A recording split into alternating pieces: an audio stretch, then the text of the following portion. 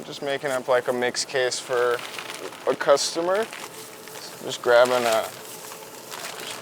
some different mushrooms out of here. So we have some gold oysters. And we're just making up one of those exotic mixes. It just has a variety of the different strains that we harvest. It could be a variety, it could change from week to week or day to day, just depending on what's going on in the grow room. And it'll just be a 5 or 6 pound just mixed case of all the varieties that we have available.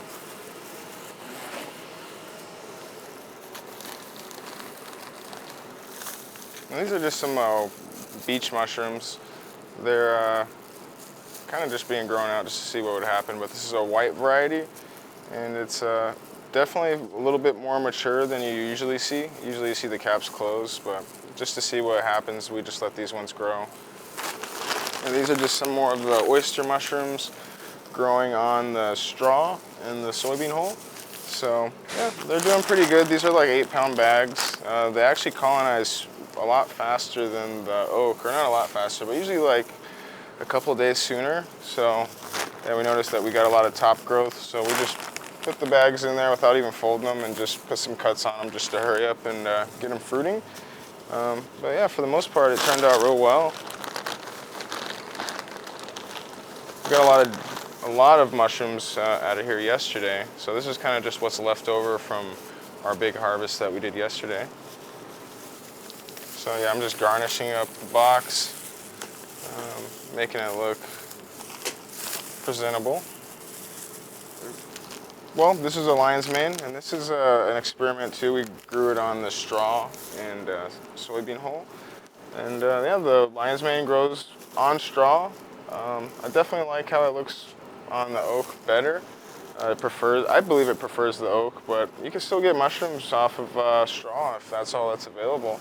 Yeah, it's pretty cool to see lion's mane growing on something other than a hardwood. We just have the nice looking fruit bodies, real dense. This is the HE3, so this is a really nice commercial lion's mane.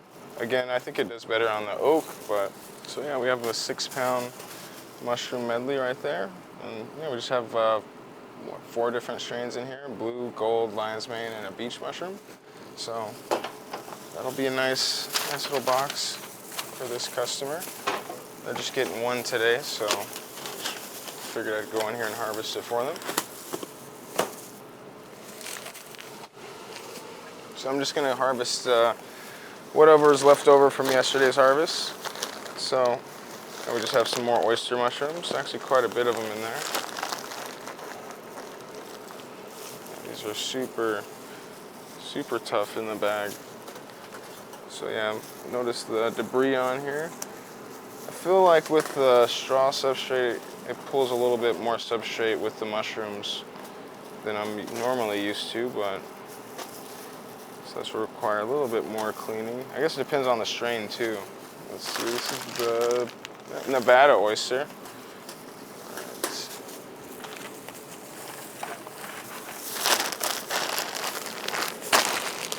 So yeah, that one block already produced, okay, it was like 2.5 pounds of mushrooms. So I'm weighing these out to 3.5 pounds, just because the oysters they take up more volume per case than like a lion's mane or a shiitake.